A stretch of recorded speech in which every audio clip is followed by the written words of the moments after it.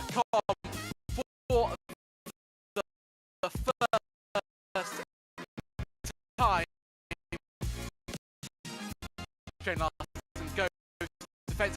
We're almost 3 wide.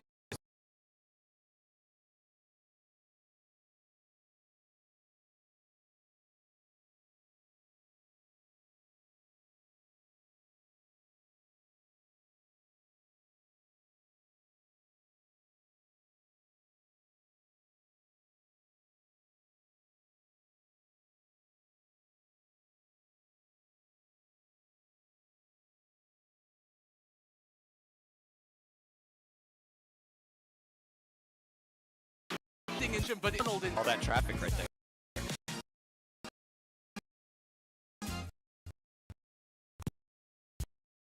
Yeah. Named the Temple of Speed Monza, or the Autodrome National Monza, has been a motor racing staple since inception in 1920. And since then, the track has had many incarnations. 1930 layout span a whole 10 kilometers and utilized the high-speed bankings. It created a mix between a traditional race circuit and a full-on oval. And although today's layout forgoes bankings, Monza still remains one of the fastest modern tracks in use. It in fact holds the record for having the quickest Formula 1 race in history. Today, our drivers will take to the track for round 7 of the WSRL racing. And after what could only be described as the carnage we saw at the first corner 1 week ago in Fuji, what can we expect from the infamous Monza Turn 1 today? I tell you what, there's only one man who might just know that answer. Joining myself, Sebastian Boscher-Williams, in the commentary booth is the wonderful Mike Braun. Mike, as I alluded to in my introduction, will we see the same things that we always see? A little bit of carnage heading in to Turn 1 at Monza? Yeah, good evening, Seb. It's going to be another fantastic race here today. There's been a lot of chatter in the Discord over the last couple of days regarding Turn 1 and guys getting in there clean and trying to make sure they're in and out of that section nice and clean. But there's always that one guy that is trying to push the envelope and get up there and gain a couple spots because everybody's laying back. I thought we were going to be clean last week, and you saw what happened. We had a car go into orbit. So this week, we saw F1, was it last year, with Lewis and Max going into that section. So I mean, anything could still happen into that first section. Oh, it certainly could, Mike. Right, indeed. But I tell you what, qualifying very much underway at the moment. About 2 minutes left to go in the session. Shane Larson once again, Mike, at the top of the timing stands.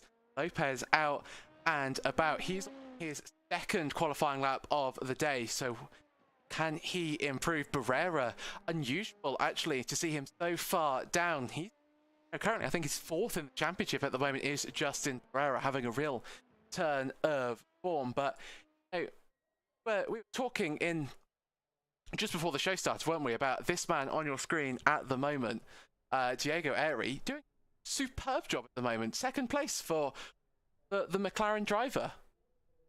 Yeah, yesterday I jumped into the league practice session just to see what's going on and just, get a feel for the drivers and actually run around the track a little bit. And Diego was out in front of that practice session.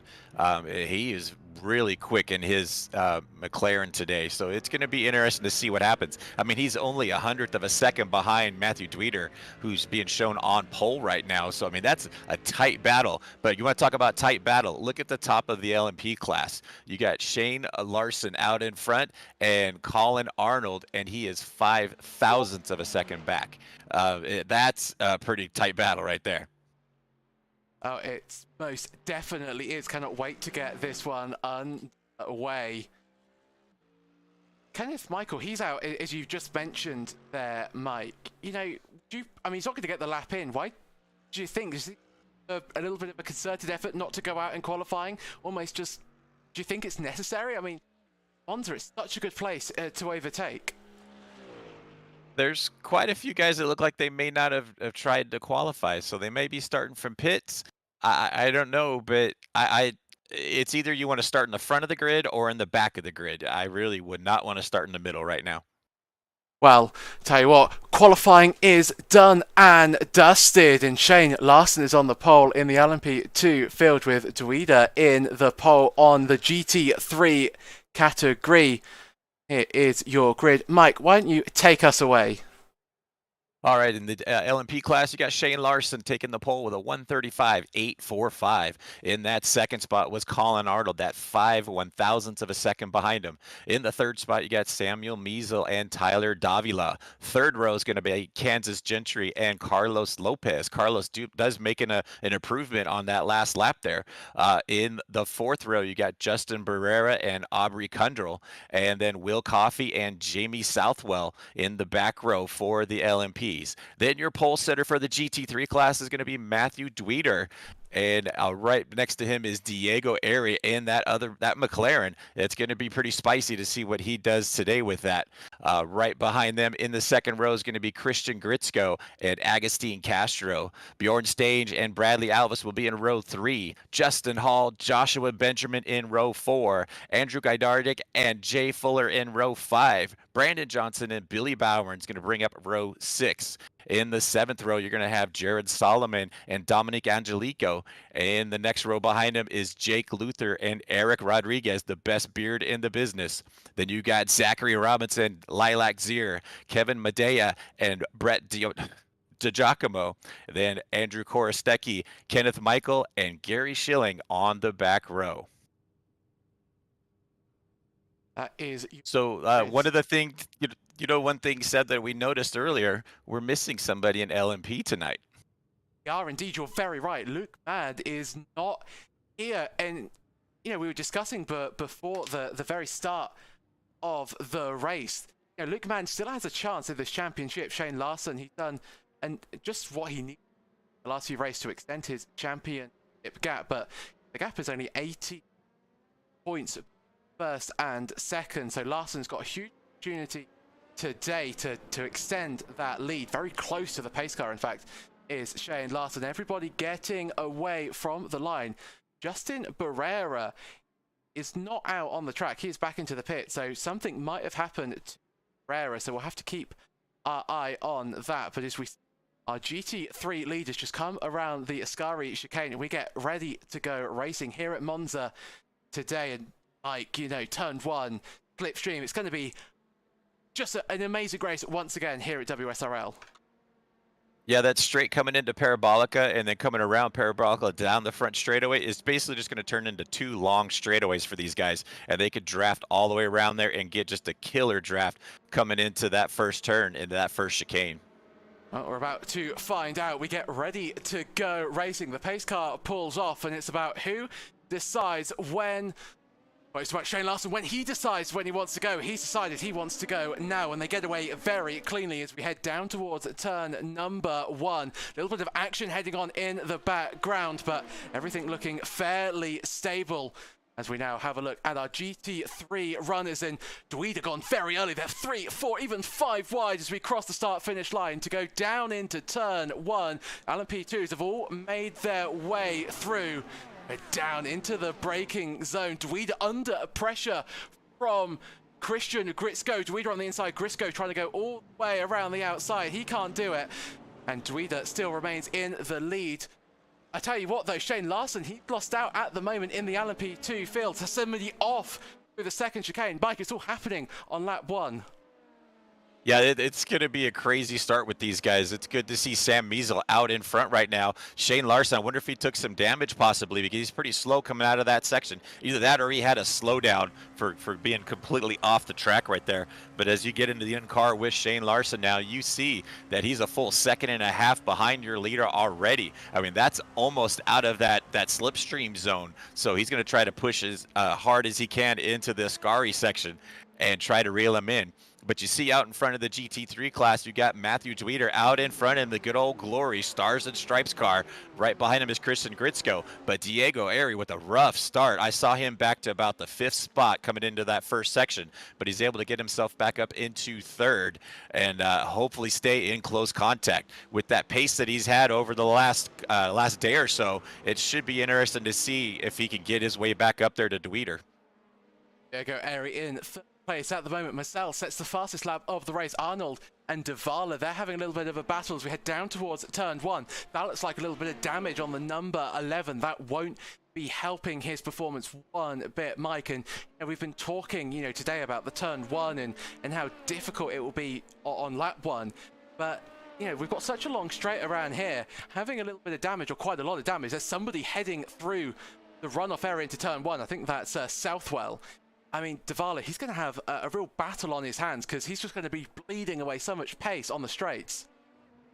Yeah, it's going to be real tough to make that up. I mean, he'll have to wait until his first pit stop and get that fast repair that they have. But that's going to be, halfway through the race. So he's going to have to struggle around here for that first 20 minutes and try to make it around. But as you see, our points leader, Justin Hall in the GT3 class, sitting in that 6th spot right now, just pacing his time, just waiting to see what happens.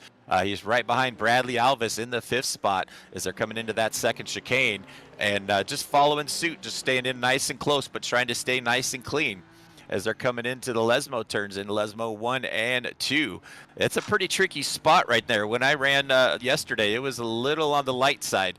I did not catch the temperature of the track today, so I'm not sure what their grip is going to be like, but it looks pretty good. The BMWs are very balanced here, and it should be the car to really beat. But seeing Diego Airy and that McLaren just ripping around here still, it's going to be fun to see him run up front. Certainly we'll be heading into Gary chicane. Larson 0.8 of a second quicker than Marcel on the last lap, so he's finding pace out there on the track as we head towards turns number 1 and 2. You see Marcel under pressure. Lopez and Divac, they're having a little bit of a scrap under braking. Lopez trying to go all the way around the outside. That becomes the inside line. A little bit of wheel banging there, but it still remains the 11 ahead of the 22 as we head out towards the Curva Grande down now towards the 2nd chicane. Divac very much under pressure from the driver behind. We ride on board as we hit the brakes for the 2nd chicane, and Lopez got the move done. And Divac, his race goes from bad to worse. He's now down in 6th place. I think Southwell as well. He's had a little bit of an incident. We saw him run wide through turn 1, but I think he's had another bit of an issue as well on that lap. Mike, and I tell you what, as well as we just have a look at the... I think this is Marcel going off the track, as you just see running wide, and that's given Shane Larson in 2nd place a huge advantage. Actually, Larson, while that was happening, Larson ahead of Marcel. So Shane Larson, after that start, doesn't really matter for him because he is just running away with this once again, Mike. Him and Luke Mann were the class of the field for sure, as we've mentioned that last week. As you see, Davila looking for the inside to come around Lopez, couldn't quite get it. So Larson, I just have a feeling he's just going to get up in front and he might start pulling away. But if somebody like Samuel Measle can, get a good draft and short fuel his car up, he might make a good challenge for him and just, make it a little tougher for him. But as you see, Davila still looking for a place to pass, makes that dive bomb move on the inside of Lopez, just doesn't have the brakes on it. I mean, these 2 chicanes on this track are just really tough. You have to be so good on your brakes, and you have to have your brake balance set up good too, because if you don't, you're going to lock up either the fronts or the rears, and if you lock up either one, the car's just going to spin off the track. Bjorn Strange, he's currently in 5th place, but very much under pressure from our points leader, Justin Hall, Gajarik, Benjamin, and Solomon. All in this little battle at the moment. Look at this train. In fact, it's 1, 2, 3, 4, 5, 6, 7, 8, 9, like 12 cars long.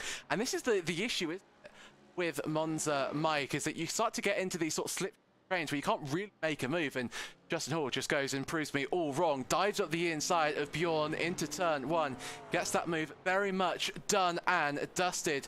Hall now up into 5th, and I wonder, as Alvis starting to feel under pressure from our points leader, Justin Hall doing exactly what he needs to do to consolidate his championship standings. Yeah, he's just going to start picking them off one at a time, and being behind the draft, like we mentioned earlier, he could end up just, you know, coasting into some of the turns, clutching it a little bit, saving some fuel, and get a good short fuel on his first pit stop, and hopefully jump over some people on the track when he comes out. But Justin Hall has been out in front most of these races all season long, so it shouldn't take him too long to get up there at all. But he's got, you know, Bradley Alvis just has a whole rear view mirror full of them right now, because he has been within feet of him this entire time. He's trying to come into the Ascari section to see if he can get a run in him on the inside, and he's making that move and gets by. So there you go, your leader, your points leader, Justin Hall, already up into the 4th spot and making that move. But now you've got about 5 seconds up to Diego Ari in that 3rd spot. You can see the top 3 right there, nose to tail, coming into the Parabolica turn right now. Diego Ari just hanging behind Gritzko. And Gritzko, the Dweeter's starting to really pull away from Gritzko just a little bit. But Diego Ari has been able to stay close enough to Gritzko to hang into that draft. But you see right now that Justin Hall's got about 7 seconds back. What a great camera shot. You could just see all the cars freight training back there in that second group. It almost reminds you of like a Tour de Mont of the bicycle race, where you just got a whole group of them all together, and then you've got that pack out in front that are just trying to sprint away from everybody else. Yeah, real peloton racing at the moment. Dweeder, you're very right, has got a gap of 1.1 seconds. Larson in the LMP2 field as well. He's about 8/10 clear of Marcel. Marcel once again making a mistake, ran off the track through the Parabolica on that last lap. Chorachetsky, he's back into pits, Mike, and I fear that he might have had somewhat of an heading down into the second hairpin. Sorry, the second chicane. Yeah, it looks like, let's see, he's under braking here, gets spun out. Oh, he got a little love tap. It looks like, I think it was Johnson right behind him that gave him a little love tap, and he's trying to get it spun around and staying out of trouble. He's able to get it spun around. Luckily, there was no heavy traffic behind him, or that could have been just completely dreadful. He is back into the pits, on board with your battle for 3rd. Diego Ari trying to get past Christian Gritzko in the 2nd place. Gritzko made his way past Diego Ari at the start, but what can the McLaren driver do? So Justin Barrera as well, he's out of the LMP2 class. I don't think he took the start. And Augustine Castro as well, he's been into the pit. So big names in this championship: Barrera, Castro, even Chorachetsky as well. Mike, really struggling in the opening 9 minutes of this race. So, I mean, we're less than a quarter of the way through. What more drama could we see today?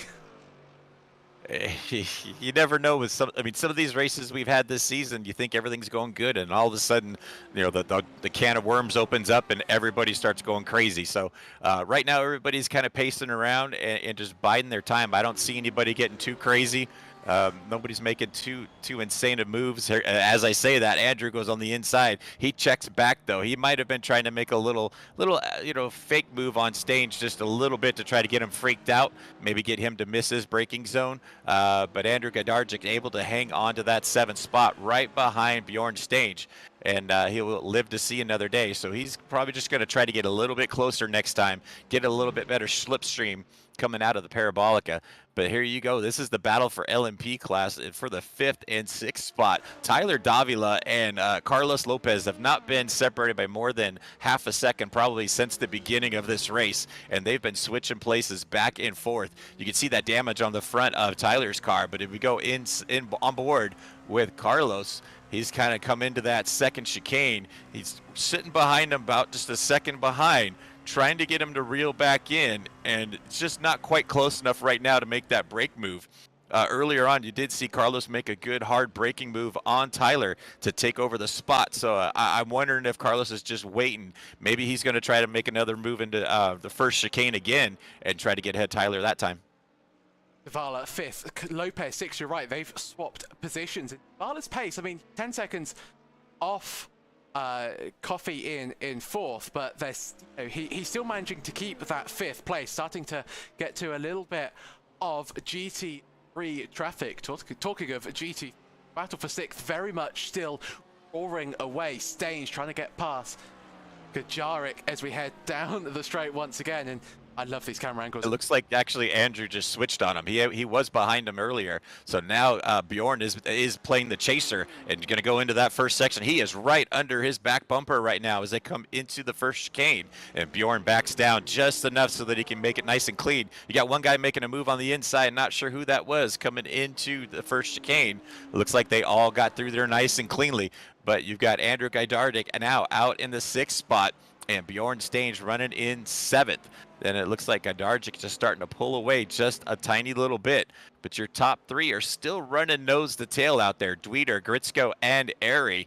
And Justin Hall just has not been able to reel them in yet. It's still over 6 seconds back to that 4th place car. As they come around this section right here, you might see him. Nope, still way back there, just far enough so they can't see him.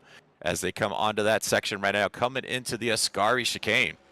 That gap between Dweeder and Gritzko closing low. It's 0.4 of a second at the mid part of the lap, although Dweeder have been a little bit quicker through the 2 Lesmo corners. He extended it to about 0.7 of a second, but Gritzko really starting to apply the pressure to our race leader, and Diego Airy very much coming along for the ride. Coffey and Southwell, Mike, both have been into the pit, so they've taken their first stops. So they're clearly a little bit more limited on fuel. And look at this squabble of cars that we have at the moment. LMP2s, GT3s, all fighting for the same little bit of track. The 72 makes his move. That's Colin Arnold in 3rd place. And I think Joshua Benjamin, he managed to start to make a few places, I do believe, as Solomon loses another spot. Eric Rodriguez now tries to make his way past Solomon. They're side by side as we exit the Parabolica to head down the straight once again. I'm amazed at how close all of these cars are. And I remember, I think it was at Daytona, Mike, we were talking about how difficult it was for the LMP2s to lap around there, but like it's going to be even harder around here. You've got to empathize with our LMP2 drivers because they must be working very hard at this stage of the race. Yeah, it's always a challenge being that faster car because some of these guys you just don't know where they're going to be. But as the seasons progressed, a lot of these GT3 guys have learned just hold your line and those LMPs will go by. As you see a battle coming into that 2nd chicane right now, and that looks like it's going to be the car number 30 and the 23. That is, oh, we got one sideways back there. Oh, that's a whole, as we're just talking about the LMPs and the GT3s getting through, that's Tyler Davila getting tangled up with a GT3 car. I'm not sure who that was. Looks like Medea may be coming back off the standings here as you see Davila making that inside move. And oh man, that was the blue car. I'm not quite sure who that one was over there, but it looked like he got into that BMW and just spun him out, and that caused Tyler Davila to get into it. I think it was Andrew. So it looks like it might have Korsteki. Yep. You're very right. Look, just too late under brakes, hits the rear, and around the car goes. And you have to feel for Davila there. He was sort of an innocent bystander in all that carnage. And Medea, you're right, also caught up in that incident. Medea having to reverse very much over the curbs once again. But, you know, we were just talking, weren't we, about how difficult it was going to be for our LMP2 drivers, and that sort of case in point. And Davila now 6th place. Lopez and Kandal both getting past him, and that car is carrying even more damage. And if that wasn't, you know, hard enough, he's got Kansas Gentry right behind him as well. 8/10 separating himself and 7th place. So Davila's race is just not going the way he would have hoped. No, definitely. It's still an early race. I mean, we're just 15 minutes into this 40-minute race, so there's still, his guy still has fast repair and a good pit stop to come up, and hopefully he can work his way back up. But you've got a battle right now for that 4th and 5th spot.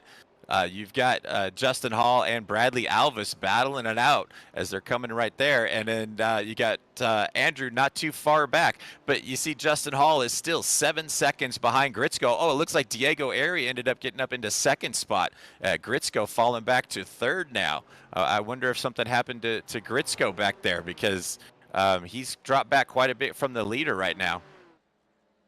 Losing that position spot on there. So it's now the top 3 is now how they qualified. Dweeder in 1st, Airy in 2nd, Gritzko 3rd, and Justin Hall making up 3 spots, be in that 4th place. And I think if my timing stands and not deceiving me. Not Justin Pereira, he's come back out on to the track, so maybe trying to do a little bit of laps, trying to get involved in some of the action. Mazdal and Arnold now in the pit, so they have decided to take their stops with minutes gone. Like, this is going to have to be a 2-stop race today for our LMP2s at least. Yeah, absolutely. I think that is too far away from the midpoint of the race to be able to milk it all the way out. But here they come, the second and third place cars in the GT3 class. Oh, and here comes Gritzko on the inside of Diego. And Gritzko's trying to play that block game with the Carlos as Gritzko gets by on the inside of Diego. And Diego thought wisely and just backed down and let him have it. He could have battled him with him there, but having that LMP car right there, it caused a whole nother headache for him. So they're coming around into the second chicane as they got another LMP going around the outside. Diego Arias just going to sit back here. I would not be surprised if he's been saving some fuel while he's been sitting behind Gritzko this whole first half of the race.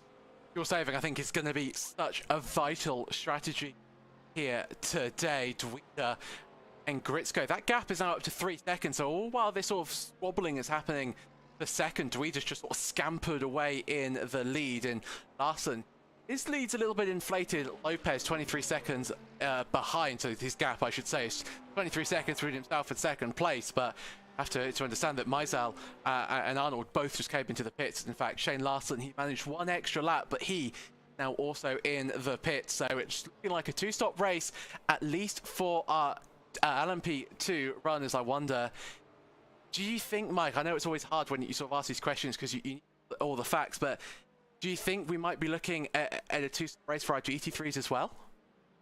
If they're not starting to make their stops right now, I think we're going to be on a 1-stopper. Oh, looks like we got a lot of damage right there on that Audi. That's Brandon Johnson, I believe, coming around with a whole bunch of damage on that rear wing. I wonder if he backed into a section. Oh, and there's another wreck right there. 2 Audis getting together right there. I am not sure who that one was. That was a 15th place car. That was... I think is that Lilac? It was Di Giacomo, and I think Lilac was also involved in that as we ride on board. Mike, talk us through that. Yeah, Brett DiGiacomo coming in the inside here and just gets a little sideways and goes straight into the wall. And then Brandon Johnson just tags him coming into that section there. That's hard because that section is so blind coming in there. And that car was just sideways. He had no place to go but go right into his door. Very reminiscent of the Formula 1 accident we saw with Lance Stroll and I think Sebastian Vettel there. You mentioned the damage. So 2 Audis now both back into their pits. Southwell and Lopez very close together on the track. Southwell ahead of Carlos Lopez, but as they head into the braking zone of the second chicane, hey, well, Arnold as well, he's just got past Mazdal. Mazdal spinning a second place man, or at least second place when all is said and done in terms of pit stops. Spun on the exit of LMP2, and that's disaster. That was such a good points haul for him. Yeah, he was running so good, and this turn is so tricky. And if you get in there too hard under braking, you get spun out, and he just pushed out into the dirt just a little bit. Luckily, nobody came in and collected him even more, but he did take quite a bit of an impact on that front end. So curious if he's going to be able to continue or if he's going to have to come in for a faster pair. But that's going to be dreadful for him to even try to stay on pace with Larsen at all. Larsen is out in front and is just checking out. I'm willing to bet that he's just going to have it in cruise mode right now. But it looks like we got some GT3 cars coming in the pits right now. Your leaders in the pits, except for Hall. He's going to go around for another lap. So you got Dwiter and Era and Gritzko, Alvis, Stange, Luther, Fuller, and Rodriguez all in the pits right now. So that whole lead pack and a couple extras are coming in right now. We're just past the halfway point with just over 20 minutes down and 40 minutes still to go. Dwiter with a good pit stop. He gets out nice and clean. There goes Diego Area about a second and a half behind.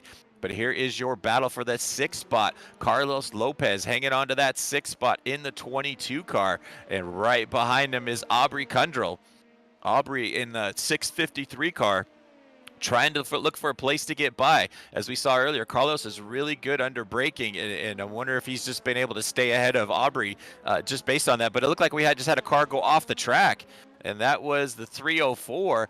That was Southwell getting off the track right there, and I'm sure he's going to have a pretty heavy slowdown coming into this section right here. So he's going to start pulling off a little bit, trying to stay ahead of these guys so he doesn't lose too much ground. But he is definitely going to have to pull over to the side of the track to at least take over that penalty. Very right, all happening at the moment. 21 minutes of the race gone so far. 18 minutes, 20 seconds to go into the braking zone. Lopez trying to get past Southwell. Southwell equally trying to get past Marcel. Marcel picking up that damage from that heavy impact with the wall. I think this is all going to start to concert together, Mike, and we could end up with a four-way battle for fourth place. Arnold has done an amazing job in the second stint.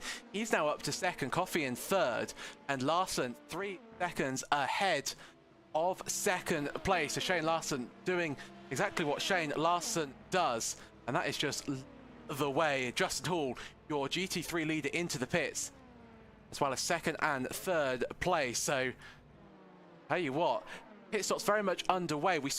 I tell you what, mate, we saw some drivers come in just as the 20-minute mark hit. They're going to be right on the limit, aren't they, in terms of whether they can get to the end without having to come back into the pits and make a splash and dash. So that'll be interesting. That could really decide the race for everybody who had to come in just as we kicked over the halfway point.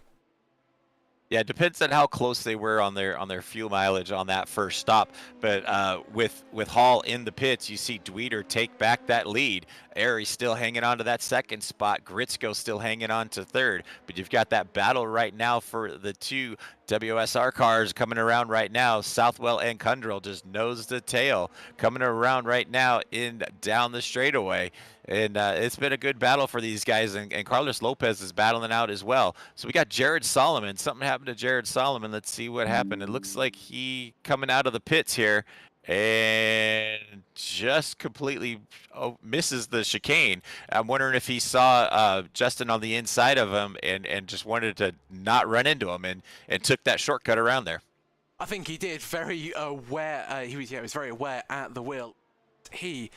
Southwell in 6th place. Carlos Lopez just did the pair of them and managed to get up into 5th. So great job by Carlos Lopez, really showing that pace that he sort of had all the way through the season, but hasn't, for any number of reasons, hasn't been able to show it, but now is in 5th place. A good points haul for him. Marcel in 4th, but with that damage, so Lopez could very much be in for a top 4 finish here today if all goes his way. Free field though, right, the top of GT3 field starting to gap at the moment. The closest battle is Gajaric and Elvis. Bradley Elvis heading in Parabolica. Gajaric trying to get by the BMW, and that McLaren, Mike, has been so quick this race, this week, and actually this season at times. And we've got 2 McLarens in the top 6. That, I mean, there must be something about that car, because it's not a front lead GT3. I wonder if the straight line speed is maybe just a little bit better than the competitors around it. Yeah, I'm not sure. I mean, it is a challenging car to drive, but if you're able to master it, it is a very fast car. And over the last few weeks, Andrew has done a masterful job and has been getting faster and faster. I mean, he was on the pole last week until something crazy happened and got into that big old wreck that happened at Fuji. But the last 2 races, he's been getting faster, and he is all over the back bumper of Alvis right now as they come into that chicane. And just, he's been doing a fantastic job. He's up 4 places right now from his original starting grid. So he's able to make that big move and start running up. So it'd be interesting. Hopefully he can get a good run out of this race, and then next week he should have a great run as well. A lot of guys are looking forward to that next race, which is going to be an hour long. So it's going to be, pit strategy is going to be a little bit different next week, but I'm looking forward to next week. Oh, I certainly am too. Sebring never fails to disappoint, and that 1-hour race that we had at Spa a few rounds ago proved to be so intriguing with the fuel strategy. This Alvis Gajaric battle is starting to catch up to Justin Hall in 4th place, and Hall likewise catching up to Grisco in 3rd. So once again, we're seeing sort of a pack start to concertina together. We still have 4 left to go in this race, so do not count out Gajarek, Elvis, or Hall for a little bit more of a points haul today. And we get into the final stages of the championship, Mike. It's so important, isn't it, to pick up any points possibly can. And where do you think Andrew can make the move? Where would you, if you are in that McLaren at the moment, where do you want to be overtaking? Is it into turn 1? Maybe is it into the second chicane? Where's your preferred spot to overtake around this Monza kit? My thought would be to get as close as you can coming through the Sakari chicane and just stick right behind him coming around the Parabolica and just drag him down the front straightaway and get by him going into that first chicane. I think that's the best opportunity for him, because the next section there is not a long straightaway, so he's not going to be able to get tucked up and draft with you. And then the next couple sections, you could just outbrake him and hopefully carry more speed in, because obviously Andrew's able to carry more speed and get closer to him. Looks like we may have had another problem. That is Matthew Dweeder, your leader, out in front coming around the Lesmo turn, gets tangled up and gets sideways and into the wall. Oh my goodness, that is Matthew Dweeder, your leader, getting tangled up with a lap marker. That's going to give the lead now to Diego Airy. What a tough break for Dweeder. He's doing such a masterful job. He was way out in front, and now he's going side by side with Justin Hall. And these guys coming out of that section, door handle to door handle. I mean, that's insane. Dweeder trying to recover after that accident, but look at this. We've got Hall, Dweeder and Gajarek all separated by less than a second on the track. Shane Larson decides to lap the quintet of them before they hit the braking zone.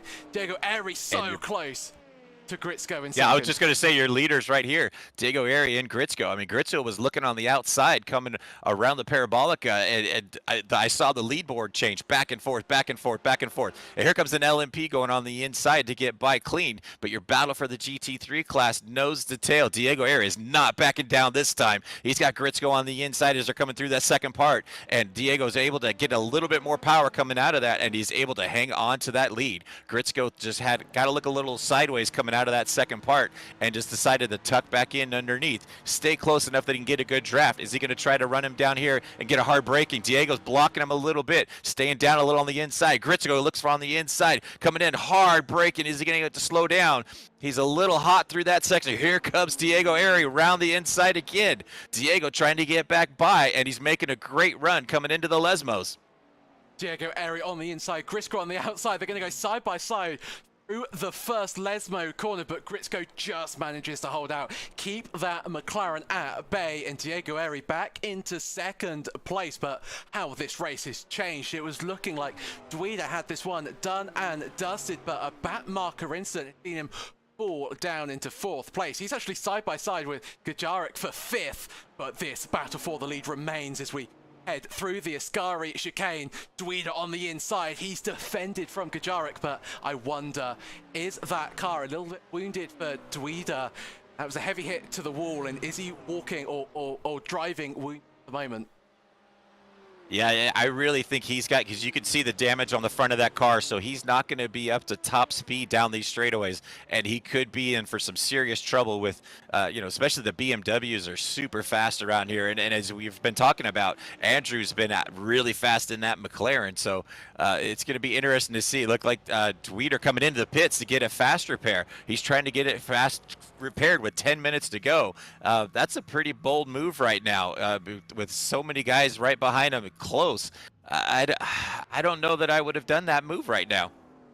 Really interesting. You're right. So Dweeder clearly feeling that damage was too much, and it was just quicker to come into the pit. So Southwell, Coffey, many drivers, in fact, in the LMP2 field coming in to the pits, but Lopez and Arnold battling down towards turn one. Lopez on the inside, almost that place to Arnold. Arnold has stopped twice in this race, while Lopez has only stopped once. So You can see that Lopez actually trying to fight back as they're side by side through Curva Grande up towards the second chicane. Contact is made. Will bang it. It's almost TCR-like around here. Lopez to the inside. Arnold gets a little bit on to the grass. Frustrations running high. Contact once again. They touch once again. Arnold is onto the grass, so this is going to end in disaster. And yes, it does. Lopez into the wall. Arnold follows suit. And Mike, that was going to happen as soon as they made contact, heading through turns 2 down towards the chicane. But I mean, disaster for both involved. Yeah, that's a tough break for both of them. Neither one of them wanted to give any space. Both of them have not had the best runs this whole entire season. They were looking at being up in that top 3, possibly on a podium position, and neither one of them wanted to give an inch, and it's caused havoc. You can see Carlos's car all mangled up, and we've got 8 minutes to go, and he's going to probably come in for a second pit stop as they just go tagging into that wall right there, and it's hard to say whose fault it was. They were both just going back and forth, back and forth. As Colin Arnold, you could see just that in-car damage is just getting through, and man, that's going to be brutal for both of these guys. But while we're talking about the LMP class, I have a cracked investigator that just came to me and told me that Luke Mann is actually in Illinois testing for the USF 2000 class, the real racing class. So, you know, maybe this iRacing thing is transferring over into the real racing stuff. That's where evidently Luke Mann is right now. Certainly is. I mean, that's an amazing thing. He's deserted us sim racing. I can't use that word on stream to go and do other ventures. That's amazing and just so interesting to hear. Diego Airy would not be wanting to hear this. He's starting to slip away from Grisco. Grisco extending his gap to 0.8 of a second, but right behind him, Paul and Gajarek still having a battle for the ages. The McLaren versus the BMW. And the McLaren, it's so nice to see them so far up the field. It's now McLaren's in the top 4. Have BMW, McLaren, BMW, McLaren. Actually, you only have to go to 7th place to find the first non-German manufacturer, and that goes to Joshua Benjamin in the Lamborghini GT3 Huracan, heading down into turn into the Parabolica. And you said, Mike, you'd want to just get close through Ascari, survive the Parabolica, get the best run you could possibly out of Parabolica, out of the final corners, to dive in the slipstream, to get this move done on the inside. You have an LMP2 going past us. That might provide a little bit of slipstream if you are Gajarek. Yeah, here he comes. He looks like he might be setting him up for a move right here, coming into one as Carlos Lopez comes out of pit lane. But Andrew thinks better and sits behind his, looks like, teammate of Justin Hall in that first chicane. So they're running really good. But as you alluded to earlier, Diego Airy's starting to slip back away from Christian Gritzko a little bit. Your top 2 cars separated by just over half a second. And then you've got another 1.5 seconds back to Justin Hall and Andrew Gajarek. And then Bradley Alvis in the 5th spot. Bjorn Stange running in 6th, and Joshua Benjamin in the 7th spot. But your big jumpers right now in the GT3 class, you've got Jake Luther coming up in 8 spots. He's sitting in the 9th spot right now. He's moved up 8 spots from his original starting position. The best beard in the business, Eric Rodriguez, also with 8 spots up. So you got some pretty big jumpers right now, but that also means you've got some guys that are dropping down the standings. So it's kind of give and take. As you see the 14th place car of Lilac Zier out there, she's the 6 paces up right now. So a lot of big movers up, but just ahead of her is Matthew Dweeter, who is down 10 positions. So that's from his early pit stop that he had to make after his that damage into the wall with that lap marker.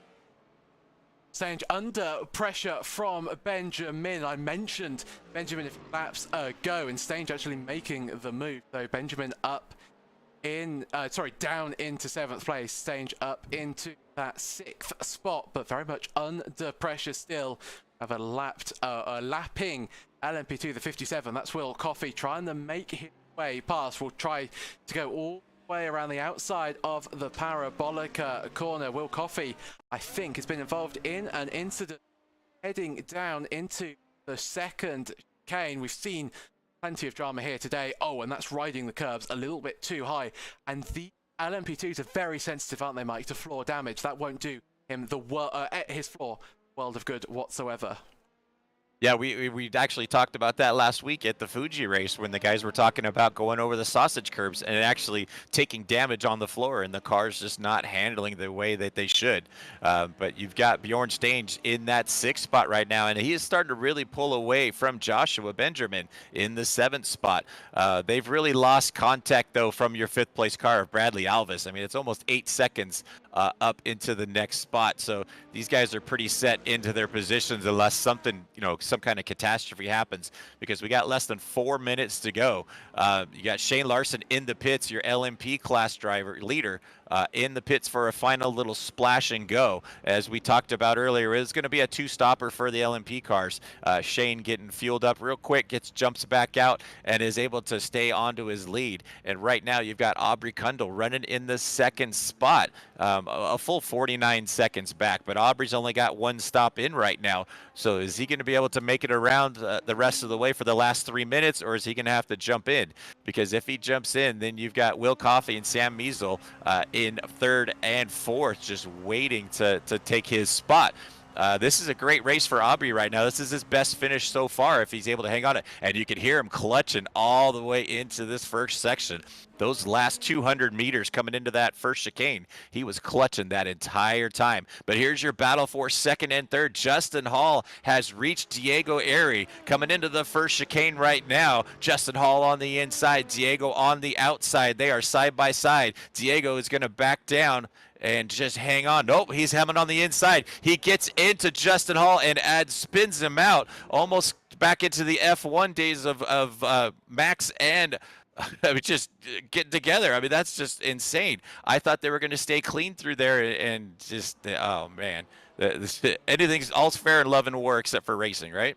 Craziness happening at the first chicane. You're right, very reminiscent of Max Verstappen and Lewis Hamilton. So Diego Airy still remains in 2nd place, Kajarek up to 3rd, Alvis in 4th. But we'll have a very quick look at the replay, and you see they're heading side by side into the first corner. Hall's got the inside line, and Diego Airy, I mean, he's entitled to stick his nose up the inside. And then we have this sort of car park effect, and you see Kajarek just have to go around the outside of Justin Hall, and there was an LMP2 involved in all of that as well. But it sort of felt, didn't it, Mike, like that was sort of boiled over, especially when, at some points we had sort of 10, 15 cars in the same shot. I'm surprised we haven't seen incidents like that through turns 1, or in fact anywhere on this circuit.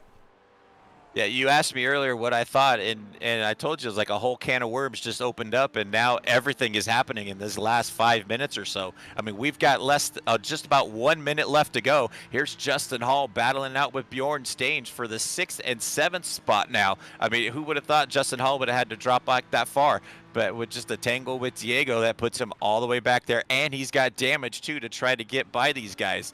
As we said, he's going to come around the Parabolica and try to carry as much speed down this straightaway and get a good run on Bjorn. Got Joshua Benjamin hanging on to that 5th spot. This could be a real interesting battle as they come by with 30 seconds left on the clock. Does this look like it's going to be the white flag, or we got one more coming yet?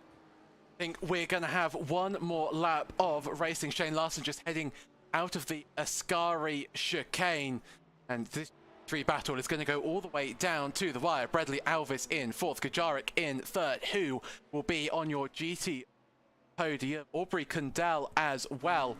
He's currently in 2nd place. He's having to fuel save to get to the end. He'll be dreading the fact, Mike, I think, that he's got one more lap of racing. He'd been praying, almost sort of pleading with the racing gods to only have 1 lap to go. So I wonder if he will have to pull into pits. We'll have to wait and see on that one. But this battle between Hall, Stange and Benjamin, very close. Kajarek and Elvis as well. And that's very wide there from Justin Hall. Manages to collect it before he ends up spearing off like we saw Divac do earlier on in this race. But to be honest, Mike, it's very much in WSRL fashion. I don't quite know where to look on the final lap.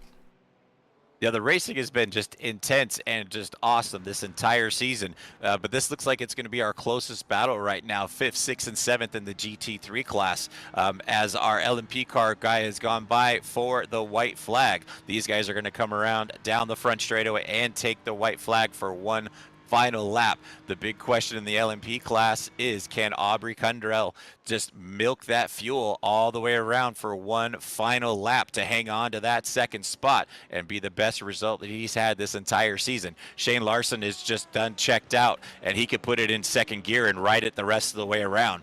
But your 5th, 6th, and 7th cars in GT3 class are nose to tail coming into the first chicane. Christian Gritzko out in front in GT3s. He's got about a 4-second advantage on Diego, and then Andrew about a 1.5 seconds behind him. Bradley Alvis not too far back in that 4 spot in the GT3 class. But here comes your leader in the LMP class. Shane Larson's going to come around the last parabolica turn, flashing his lights as the victor, and comes across to take another win. Shane Larson's superb drive today. The real drive of a champion, you have to say. And we all wait for Aubrey Kundrell in second place. The driver who has managed to do it on one stop. And that surely must feel like a victory for him without even needing the race win today. Superb strategy. He's running out of fuel as he crosses the line, but he will get there in time. And Kundrell takes the second spot. Lilac is here in 14th. Angelicio in 15th. Giacomo in 16th place. So everybody starting to finish. You see Coffey takes the 3rd place, but all eyes go back on that battle between Hall and Stange. We head to the Ascari chicane for the final time in these GT races here at Monza. Hall gets the inside line tucked up very nicely. Stange a little bit wide. This is Hall's best opportunity. Going to have to send it down into the parabolica corner, but he didn't get the best exit, and now that Mercedes engine proving itself to be invaluable, pulling itself just slightly away from the BMW. As Grisco crosses the line to take what is surely a superb GT3 battle. Diego Airy will cross the line in 2nd place, and Bradley Alvis in 4th, with Kajarik in 3rd, and everybody now, Mike's coming across the line to finish another thrilling installment here today. This turned out to be just a fantastic race. These guys, I mean, the whole beginning of the race, everybody was real cautious, and then just everything broke loose in the last 10 minutes. So I mean, it's been a good race, and we'll have to see what the stewards have to say about a few of these moves, because there's some questionable moves that we saw on camera. So we'll have to let that fold out as everybody's coming around for their final lap to finish the race. And we're going to come through the order here shortly. And how do you think this came out, Seb? I think it was another thrilling installment here today. I thought, you know, I mean, Monza provides. It was a lot cleaner than I expected, especially after the Fuji Turn 1 incident. What a great job did Diego Airy do. I understand, you know, he didn't get the win, and he was close to Gritzko all throughout that race, but just bringing that McLaren home in 2nd place, I think, is an absolute superb job. Nevertheless, here are your race results, and why don't you take us through them, Mike? Your results in the LMP class: Shane Larson way out in front, finishes with a 23-second advantage on Mr. One Stopper. Aubrey Kundrell, Will Coffey with his best finish of the year as well, finishing in 3rd. Samuel Measle finishing in 4th. Jamie Southwell, Kansas Gentry, Tyler Davila, and Carlos Lopez rounding out your 8 finishers in the LMP class. And then in the GT3 class, Christian Gritzko is going to repeat win. This will be his 3rd win of the year. Diego Airy is going to finish in 2nd. Andrew Gajdarczyk finishing in 3rd. Bradley Alvis in 4th. Joshua Benjamin with his best finish of the season, finishing in 5th. Bjorn Stange in 6th. Justin Hall with a rough battle at that end, able to limp home in the 7th spot. Then you got Jay Fuller in 8th. Jake Luther in 9th. Eric Rodriguez in 10th. Billy Bowerman up into the 11th spot. Zachary Robinson in 12th. Matthew Dweeter with, after that rough pit stop, will finish in 13th. Then the rest of the order, you've got Lilac Zier, Dominic Angelicio, Brett DiGiacomo, Brandon Johnson, Kevin Medaya in the 18th spot. And then in the 19th spot, you're going to have Gary Schilling, Kenneth Michael, Colin Arnold, in the LMP cars, Jared Solomon, Andrew Korostecki, and Agustin Castro rounding out your GT3 class. What a superb race we had today, Mike. And unusually, I'm going to let you take the interview today, especially the LMP2, because, you know, as much as I love Shane Larson, and I do love talking to him, it's getting a little bit old talking to Shane Larson at the moment. I mean, he's just on such a form, isn't he, at the moment? Yeah, your LMP winner is Shane Larson. Shane, Sebastian just said that he's tired of talking to you, so it's my turn to do your interview. Congratulations on a great win today. How did the race go for you today? Um, Honestly, this was probably the most unexpected race that we've had all season. Luke obviously wasn't here. We were fighting it out for the championship. Today was going to be a huge day, and he wasn't here. So, I mean, Colin and Sam, they did great. They were awesome competition today. They were uh, making me do what I had to do, like qualifying, for example, like crazy, crazy close. So still had to drive fast, but towards the end of the race, I backed it off, and yeah, just knew I needed to just get around at this point. And but yeah, the race today is pretty good. I don't have any complaints. GTs were great, fights were great. Yeah, it was a good day. It sounded like a great day for you. So how close were you on making it on one stop, or did you just say, you know what, let's be safe and make it that second stop? Um, I knew that there were some people out there who were who were going to try and do the one stop, but logistically, it just didn't make sense in my mind. You know, you're in a race car, you gotta go fast. So went full pace. I knew it was going to be a two stop. I even gave myself some extra fuel on the last stint just to make sure. So, but yeah, I was guns blazing today. Yeah, the only LMP car that I did see do a one stopper, that was Aubrey, and Aubrey was able to milk it into that second spot. And you had a good 23-second advantage at the end. Great race from you today. We've got one more race to go, and you've mentioned it earlier. You've got Sebring. How big of a bullseye have you had on for Sebring? Um, I know. Sebring, it'll definitely be an interesting one. The bumps, the walls, everyone being so close, the LMPs being on low downforce. It's gonna be a good race. Like I already know it's gonna be great for all of us. But yeah, I'm definitely excited for Sebring. Definitely got some pace there. So this is your fifth win of the season, and without Luke here, it's going to be a tough challenge. I think it's pretty much a points wrapped up for you, barring any absolute catastrophe. But I think you do have it pretty much wrapped up. You got anything you want to say about today's, the championship so far, or you want to give shout outs to anybody? Well, yeah, I was doing the math earlier on points, and I was during the practice. I was looking for Luke, and he just wasn't showing up. And I mean, I guess it happens, you know. But I was I'll take advised it. that he was testing with a real car today and doing his USF 2000 testing today. So Wow. All right. I think that's a little more important than playing Yeah. in here with you guys. Just a little bit. Yeah, I'd say so. I'd definitely uh, give up an opportunity to go race in a real car, but I'll take my virtual one today for sure. Yeah, absolutely a great race from you today, and I'm looking forward to seeing you in Sebring. You got anything you want to shout out or any comments you want to say about today? Um, Again, just thanks for the season. You guys at Slow Mo Broadcasting and the Wrong Stuff. You guys have done awesome this year with the season. My team SRD, me and Tyler had a great result today. We're looking pretty good in the team championship as well, and yeah, just everyone else watching and supporting and having a good time. All right, Shane, thank you so much. Awesome job today, and we look forward to seeing you at Sebring. Yeah, look forward to it, guys. All right, thanks. That was your winner in the LMP class, Shane Larson, with a commanding finish on that race. 20 some odd seconds on Aubrey Kundrell. That was a great finish. But now we've got our GT3 winner, Christian Gritzko, coming into the interview booth. Christian Gritzko, congratulations on winning your third race of the season. How did the race go for you today? was all over the place. I had an incident with one of the LMP2 cars. I had a couple off tracks. I even had a slowdown at the first turn when I was facing against Diego. But complete roller coaster for me.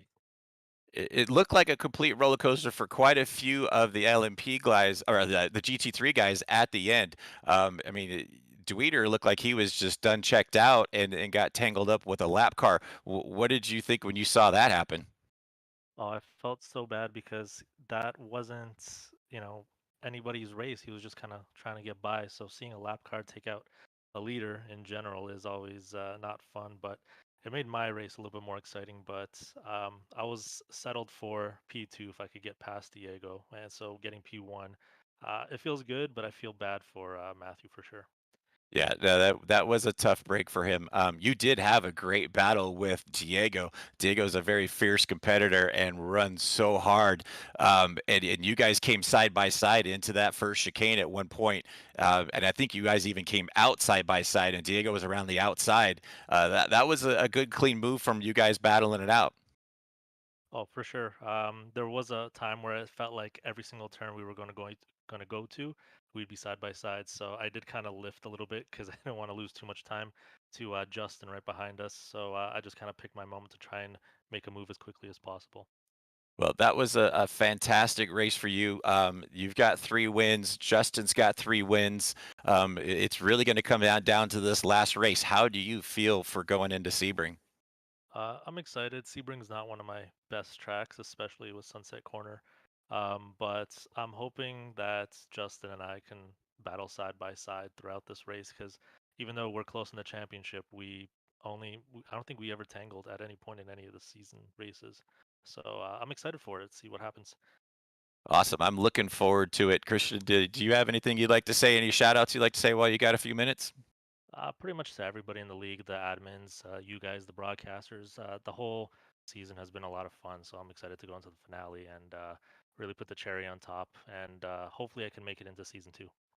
Awesome. Now we look forward to that. Congratulations on another win this season, Christian. And we look forward to seeing hopefully a big, hard battle for that point championship next week at Sebring. For sure. Thank you, guys. Thank you. Have a great night. That was your winner in the GT3 class, Christian Gritzko. Seb, what do you take out of all this?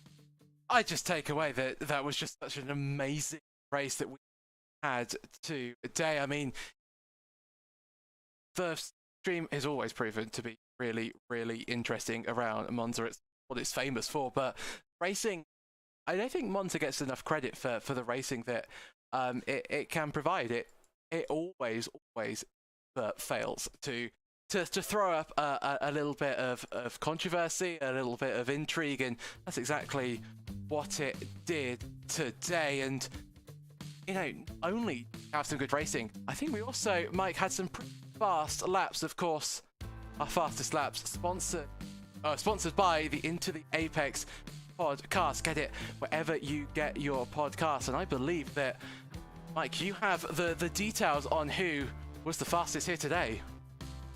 Well, in the LMP class, Shane Larson, I mean, he was been the class of the field today, and he ran out and hid from everybody. His fast lap was a 136.22, and he was just the class of the field, as we've said, all this race. In the GT3 class, it looks like it's going to come down to the thousandths of a second between Diego Ari and Christian Gritzko. My scoring did not go down into the thousandth of a second, so we're going to have to break out the old pencil and paper and find out who is actually going to get that final point for that fastest lap in the GT3 class. Interesting. They were so closely matched, weren't they, all throughout the race? It's interesting that Dweeter, in fact, did not get the fastest lap when it came to, in theory, because he was at the head of the field. But tell you what an amazing race we've had here today, Mike. And we're not done. We've got one round to go. 60 minutes at Sebring in a week time. What do you foresee there? Of course, it's bumpy, it's challenging. It's surely going to be a show-stopping end to this show-stopping season.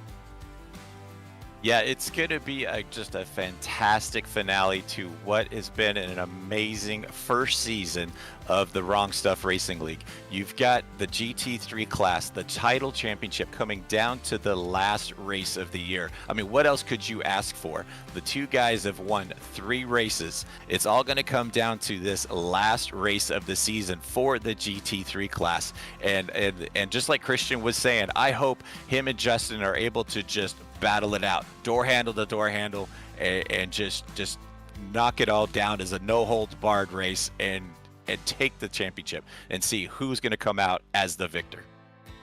Well, you're going to have to unfortunately wait a whole week to find out the conclusion of WSRL C1 Championship.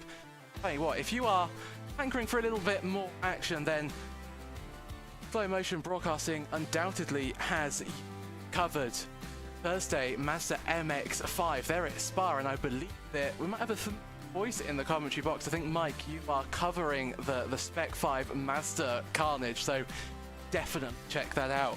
XSLR, that will be at Eldora. They're still in the sprint cars. That's on Sunday at 8:10 p.m.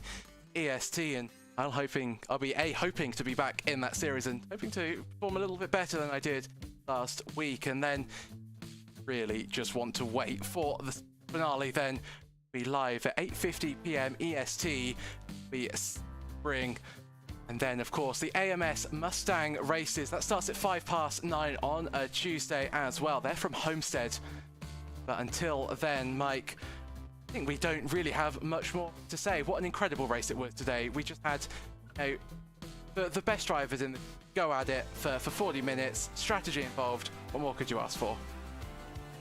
No, it was a fantastic race, as this whole season has been. I mean, Christian Gritzko, Shane Larson did a masterful job in taking the wins today, and we are definitely going to look forward to seeing what happens next week at Sebring with that points championship just on the line. But for my broadcast colleague, Sebastian, I am Mike Braun. This is WSRL on Slow Motion Broadcasting. We'll see you guys next week.